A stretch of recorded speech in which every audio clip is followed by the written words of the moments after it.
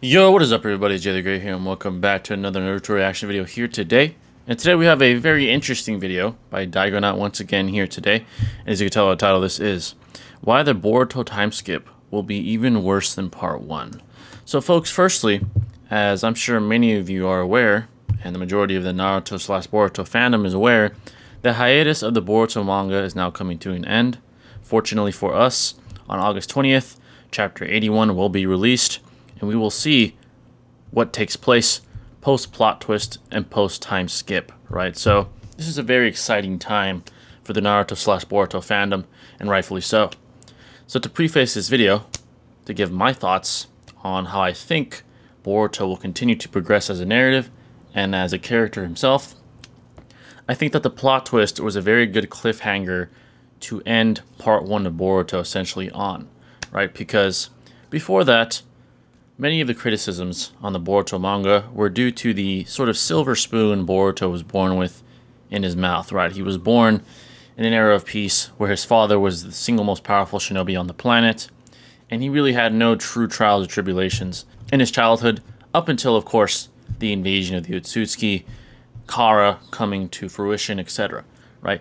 But now, with what happened, spoiler alert, which was Boruto being painted as a global terrorist and the murderer of the 7th Hokage Naruto by Ida with their omnipotence, Boruto now has to inevitably face trials and tribulations just like his father once did, right? His father was ostracized from a very young age due to being the Jinchuriki of the Nine-Tailed Beast, who destroyed and greatly damaged Konoha during Obito's attack on Konoha, right? So because of that, Naruto faced all these trials and tribulations, never got a fair shake up until probably mid-Shippuden, where he saved Konoha from pain, right? So the point is, now Boruto will have a similar journey. In fact, it's probably even worse, because the entire globe has had their brains manipulated by Ida's omnipotence, so they all think that he's a global terrorist who killed the Hokage, right? So I'm excited to see what kind of character Boruto now is, because experiences build character. Trials and tribulations hone your character, right? So Boruto will certainly be a different person when we see him in Chapter 81 in the next few days. But I'm very intrigued to see why Dygoknight believes Boruto will be worse than Part 1. I know Dygoknight is not the biggest fan of Boruto, and I know a lot of you guys like when me and others react to his content. So I'm very intrigued for this one. But before I begin, I know it's greatly appreciated. Hit that like button, turn on bell notification to stay updated with yours truly. And if you're new and you enjoy, man, you mess with the kid, make sure to hit that sub button, because once you do, you become part of the family forever. But let's not waste any more time, screen. Let's see what this video is all about. The Boruto time skips right around the corner, and I want to make this video to warn everyone that it's going to suck a lot. Interesting. Like, it's gonna be terrible. I'm not saying this because I want it to be terrible, but it's just inevitable by everything they've been doing so far and how they set up the time skip. There's absolutely no chance that it's gonna be any good. The Boruto manga already has absolutely no redeeming quality, so you can't really expect it to get any better after the time skip just because the character is gonna be a little older. Well, let's go over why the time skip is just gonna be same old Boruto, the worst manga/anime ever made. First, we have to look at the events that set up this time skip. We had by far the worst Boruto arc, which is something in of itself, because to be the worst Boruto arc, you have to do a lot of stuff because they are all pretty terrible. But this last arc with Code, Ada, Damon, these new characters are so terrible, they are a new low in the story. I've made an entire video about Ada, so if you want to check that out, feel free to do so. But the latest arc, I mean, nothing really happens. Let me know if you want to react to that, folks, by the way. Damon and Kawaki in the Leaf Village saying things over and over again, repeating the same lines of dialogue. We have Momoshiki threatening Boruto every single chapter with the same threat. The blue eyes are gonna take everything away from you. Ada and Damon are characters that completely break the universe and make no sense, while the entire plot is boring and nonsensical. The same exact exposition lines time and time again. They're a broken record every every single character is like this in Boruto, and nonsensical because the arc only exists to make this plot twist that makes absolutely no sense. So Ada essentially changes and alters the memories of every single person on the planet with a few exceptions. She does that with no setup whatsoever. It's completely stupid. She breaks the universe while doing so, and I've made a video about that as well. We have Sarudas with the worst Mangekyo Sharingan awakening in history, a very boring and lackluster scene. We have Naruto getting one-shot by Kawaki in a very boring and lackluster scene. We have Boruto losing his eye in a very boring and lackluster scene. We have Boruto fighting Mitsuki, this absolutely inconsequential and useless character, in a very boring and lackluster scene. And all that serves to make the Boruto versus the world plot twist happen so that people are gonna say, oh look, it's the best plot twist in the history of manga! Which, it was literally the worst. I cannot remember, actually I can remember a worse plot twist than this one, which would be the Zetsu plot twist in the end of Naruto, but this one's a close second. It's absolutely horrendous. Like, you have Kawaki, he goes and explains his own character time and time again. Before he one-shots Naruto, he sits down in Naruto's house and begins to explain his character again. Oh Naruto, I care so much about you, and that's why I'll have to imprison you and go kill Boruto so I can kill Momusashimi inside of him because the Otsutsukis are so bad. And before that, he explains that to other people, to Amado, to Sarada, to Boruto, to everybody. It's bad. It doesn't really work. You never really get the feeling Kawaki and Boruto were real quote-unquote brothers, even though they call themselves that. Why? I don't know, just because they lived together for a couple of months. The only time they did anything meaningful together was when they fought Boro. It was, you know, the least bad fight in the Boruto series, but by no means it was a good one. So now that everybody is Boruto's enemy and Kawaki's the guy everybody loves, were we supposed to care about them? Yeah, I don't think so. Boruto's literally a void of charisma, a black hole of interest. Everything this character touches, it dies. Of course, we gotta have Momoshiki to serve as the Nine Tails thing in the Boruto series because we cannot be very original, am I right? We need this supernatural being inside of our protagonist that takes over sometimes and does some real OP things. And then people are gonna say the Momoshiki prophecy set up the entire plot twist so perfectly because Ada has blue eyes and they took everything away from Boruto. Just because there was this mild, stupid setup, it doesn't make any more sense in the story and in the world. So you can see how everything leading up to the events of the time skip, nothing is exciting, nothing is interesting, every single character is boring. But the most baffling thing to me, it's not even the plot twist itself, which is absolutely asinine, it's the placement of the time skip itself in the story. The latest Boruto chapter before the hiatus was chapter 80, and this chapter is like the final... Alright, so before we continue on with the video,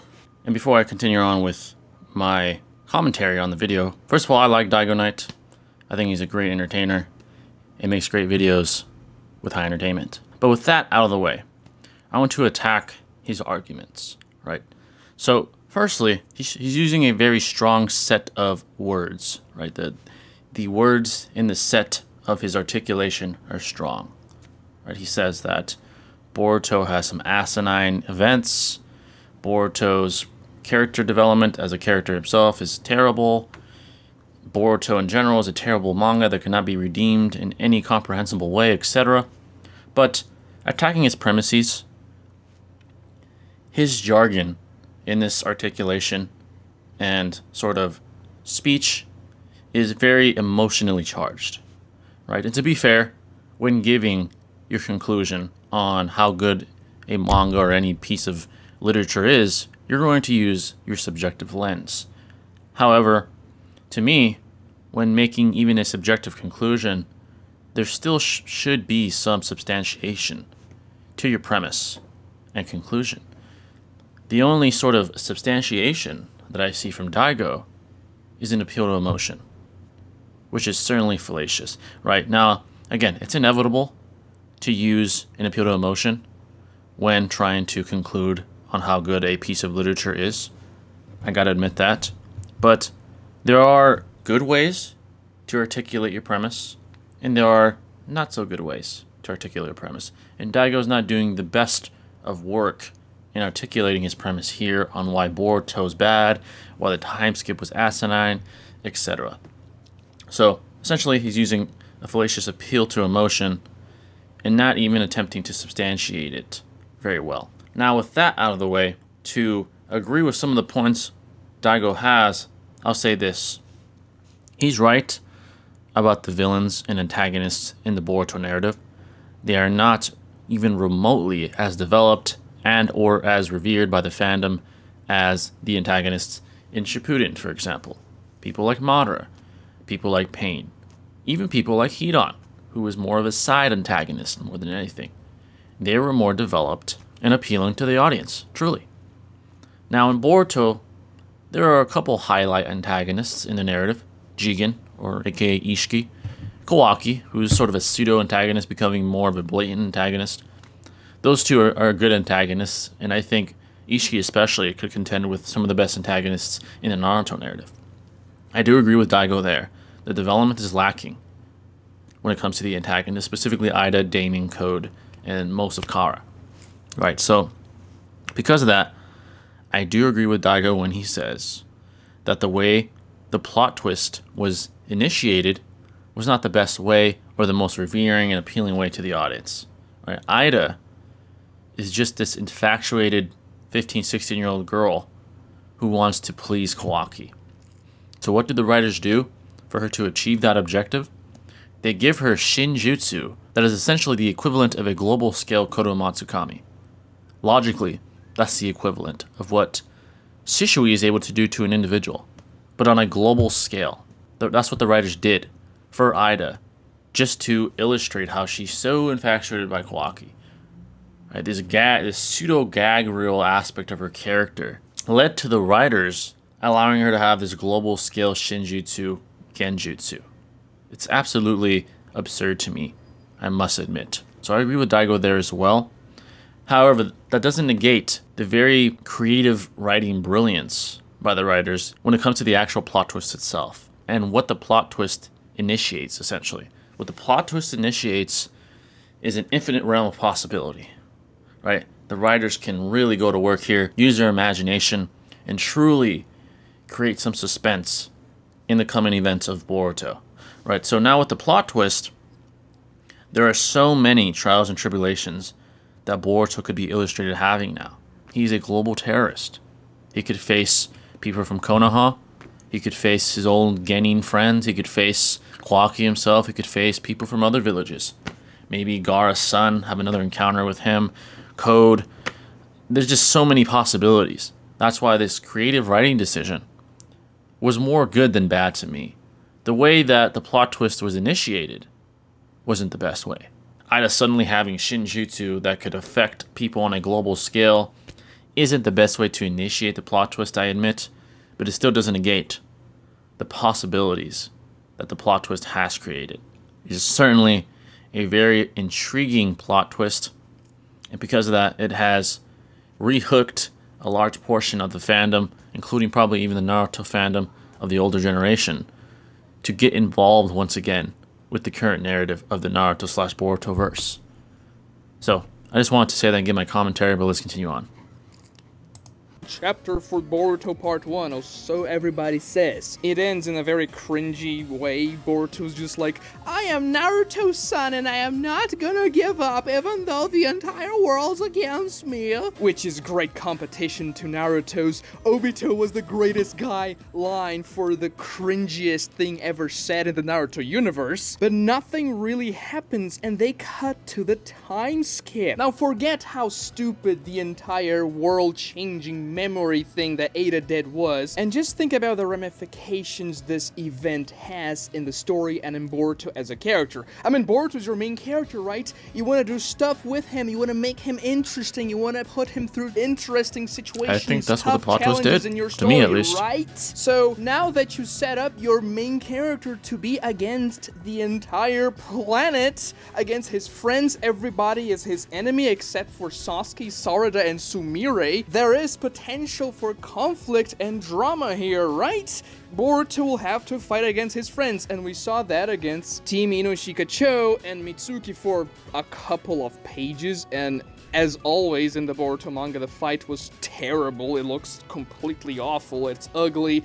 Those stupid speed lines behind the characters are the most disgusting thing about the Boruto fights in the manga. They look so terrible. The paneling is flat. It's all boring. It's not emotional whatsoever. But you have that going for your main character now, and you put him to fight against his friends. A fight that's actually supposed to feel meaningful in the story for a couple of pages, and the fight's bad. Which, I mean, all fights are gonna be bad because it's the Boruto manga. But think about this for a second. Ada's plot twist alters the status quo of the Boruto story. The entire narrative's going to change here because Boruto's life has essentially turned upside down. And this moment of change where the character has to go through new challenges that are something unlike anything he's ever seen before is probably the most fruitful terrain for storytelling you could possibly ask for. You arrived here in a very stupid way with a plot twist. It makes no sense whatsoever. It breaks the entire universe. But now at least you have this terrain for building interesting stories, maybe? Think about Konohamaru, for example, going after Boruto, or anything else happening in the story that could be interesting. Boruto being forced to make tough decisions. Maybe he even has to kill one of his former friends because he has to defend himself. Or maybe Momoshiki's powers go haywire and he ends up killing somebody he didn't mean to.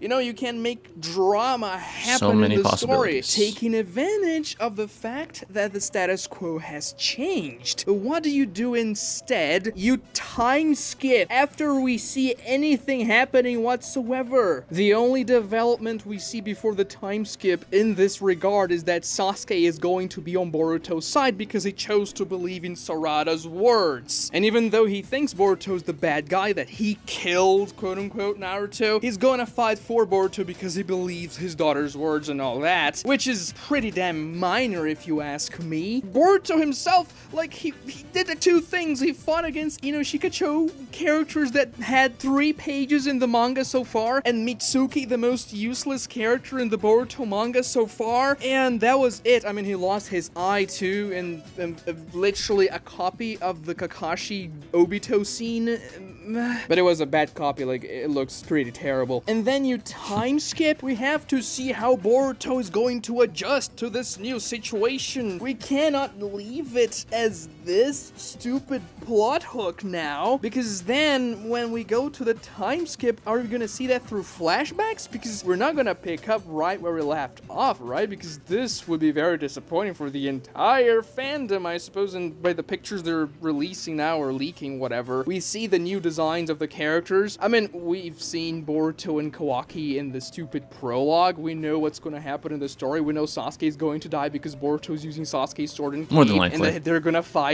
and the entire Leaf Village is gonna be destroyed and all that. But Sarada's got a new design and she still looks like a stripper. So are we gonna see Boruto adjusting to this new life through flashbacks? This doesn't really seem like the most interesting way to show this in the story. Like, can you imagine if Naruto did the time skip right after Sasuke left the Leaf Village? This is exactly what they're doing. They are skipping an arc, and that's the most important arc for the entire story. Imagine what Naruto would have been if the Sasuke retrieval arc was told via flashbacks in Naruto Shippuden. It would have been awful because Naruto versus Sasuke in the Valley of the End in Naruto Part 1 is the best fight of the series, the most climactic battle of the series, and it's because the status quo in the Naruto story had changed with Sasuke leaving the Leaf Village for Orochimaru, one of the most impactful decisions that was ever taken in the story. It completely changed everything we thought was gonna happen, and this entire new amazing arc was born because of it. An arc where Sasuke and Naruto have to deal with the ramifications of the change in status quo, which is exactly what's happening in Boruto here. You can argue that's even a bigger deal because because it affects more people than just Sasuke and Naruto. I mean, of course, the other Genins in the Leaf Squadron were very much affected by Sasuke's decision there, but as a character, the most affected guys were Naruto and Sasuke in the Sasuke retrieval arc. And here, it's gonna be pretty much everyone in the story, because everybody's mind was altered. And you can see back in Naruto, when they did the time skip, everything was perfectly set up. Sasuke was gonna go train with Orochimaru, Naruto was gonna go train with Jiraiya for 3 years, and we're like, okay, they're gonna be away for 3 years, training and stuff. We know the Akatsuki is also getting ready. You know, in 3 years' time, they're gonna begin capturing the tail beasts. So we didn't really feel like we were missing out on an important story event during the time skip. Rather, we were excited to see how our characters were gonna be like after 3 years of training. And this is how you should do a time skip. You shouldn't make your audience think that they're losing something in the story. Like, I don't care about losing Boruto content because I absolutely despise Boruto. But if you look at the timing of the time skip from an objective storytelling lens, it's very, very bad timing. There should be an entire arc after the stupid Ada plot twist with the ramifications of everything that's going to happen, but no, they have like 1 or 2 chapters after that and it's done. Time skip, baby. We don't know how to excite the audience anymore, so let's hope the new character designs are gonna do it. And the thing is, time skip's gonna suck, man. There's nothing good about this thing that can happen. What have they set up? Well, Boruto and Kawaki are gonna fight. Boruto versus the world. We're probably gonna see Boruto fighting against his former friends. Sasuke's going to die because of the prologue, as I mentioned before. This is pretty much a given. Sarada's gonna have new Mangekyo showering on abilities, and they're probably gonna be extremely boring and lackluster and also OP at the same time. Kind of everything in the Boruto universe. But the thing that's worrying me the most, and I just want to see this plane crash. It's gonna be Shibai Otsutsuki.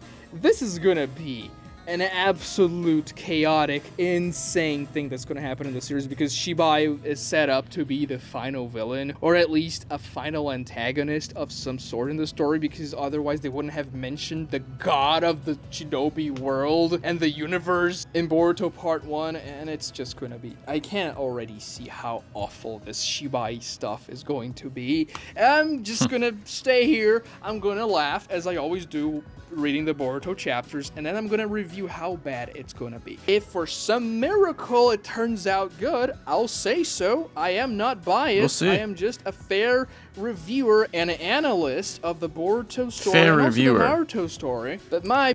Fair reviewer? Come on, man. Let's be honest. Prediction, which I am 99.99% confident in, is that the Boruto time skip is gonna suck. Boruto Part 2, I think they got a name for it now. It's not Boruto Shippuden because obviously it wouldn't be, but there's a name now. I don't know what name, I don't remember, but it's gonna suck just like Boruto Part 1 is. The thing is, Boruto Part 1 is too bad already. There's no way a sequel to that will make it good retroactively. You cannot build a building upon a foundation that's rotten. It doesn't matter how beautiful your rooftop looks. If the foundation is rotten, the building is gonna fall, and it's exactly what Boruto is. Even if Boruto Part 2 is amazing, Boruto Part 1 has done too much damage already, and it's just crashing and burning as a story. There isn't much I can do about that. But like this video, subscribe to the channel, and let me know what you think's gonna happen. Alright, there's the video, folks. Give me my thoughts here right now. Thank you so much for watching, guys. Alright, that's the video. So, I certainly want to give my thoughts on the thoughts of Dygoknight on Boruto. So, firstly, when it comes to the time skip, I actually like change. Now, change is difficult for humans in general, right? Humans are conditionable creatures, right? In every realm of human endeavor, humans evolve and become conditioned to the most common occurrence that they encounter, right? From occupations to daily routines to literature that they read, right? They become conditioned to it. And that's how they start to appeal to certain aspects, to certain things, to certain pieces of literature. Like Naruto, for example. Right? Of course, we're going to romanticize the past.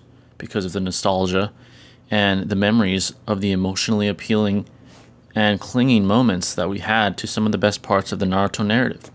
From Naruto fighting Sasuke in part 1, to Naruto fighting Pain in the Pain arc, to Naruto fighting Sasuke at the end of the war arc, we romanticize the memories of the past, and hence the literature of the past and the manga of the past.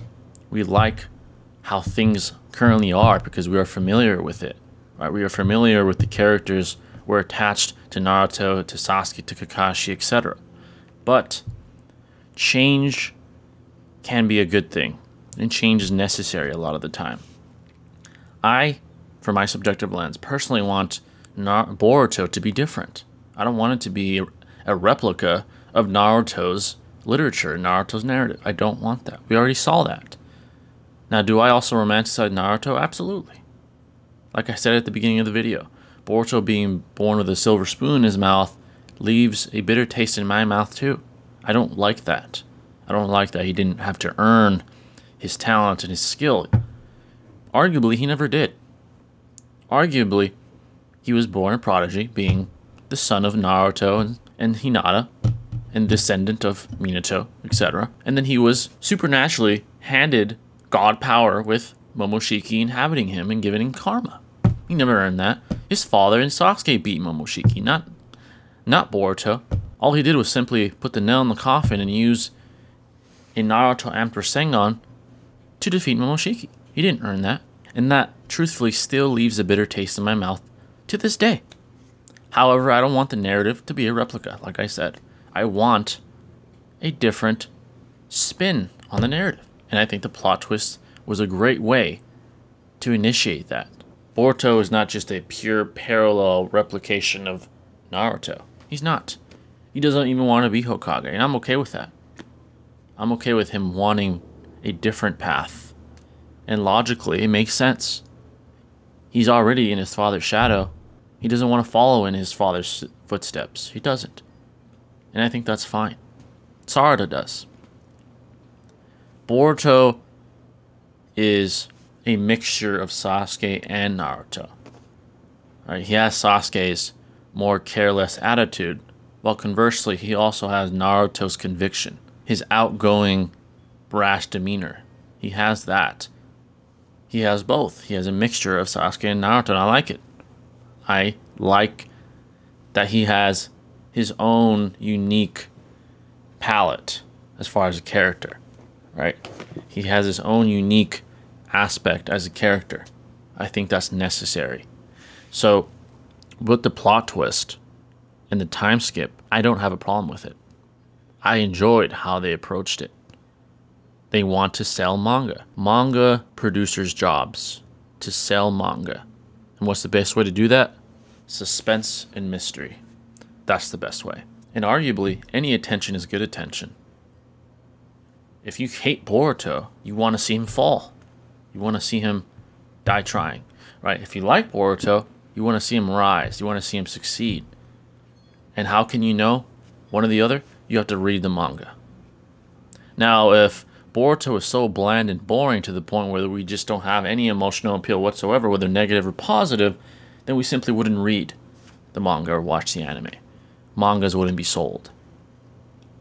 And I could say this from a rational standpoint. If Boruto was simply a replica of the Naruto narrative, less people would buy it. There would be less incentive. Someone would go to Viz or go to the comic book shop and say, this is the same thing as Naruto. I could see the romanticization that Daigo implements in his videos when it comes to Naruto. I do the same thing, but I think change is necessary. And I think this specific change in question with the plot twist and the time skip is good change. Truthfully, I wouldn't mind a dark journey for Boruto. Maybe he does have to kill one of his comrades. Maybe he'll have no choice. Maybe Sasuke does give up his life to protect Boruto. Maybe Kawaki takes Sasuke's life. Who knows? Maybe Code invades Konoha with the 10-tailed QB clones. But like I said, the realm of possibilities is an endless space. There are infinite possibilities now. And again, in Daigo's rhetoric, he's making a lot of presuppositions. Are you saying the time skip has to be like Naruto's? No, it doesn't. He says that, oh, because we have a time skip, we don't get to see what happens in between. Okay, why does that matter that much? I'm sure there are going to be instances where the writers will give flashbacks for relevant moments that occurred in that gap of time. I don't have any problem with that. I don't. So, all in all, I clearly disagree with Daigo. More than likely, Boruto won't be terrible. There's no way to conclude objectively whether it is or isn't. But I, from my subjective lens, conclude it won't be. I think that this is the catapult that Boruto needed to enter more rare air as a respected manga and anime. So that's my thoughts on the video, folks. Let me know your thoughts in the comment section below. Do you hate Boruto? Do you love it? Are you neutral? Do you agree with Daigo? Do you agree with me? Whatever your thoughts may be, make sure to leave them down below in the comment section, and I'll catch you in the next video. This is Dygoknight signing out. Peace.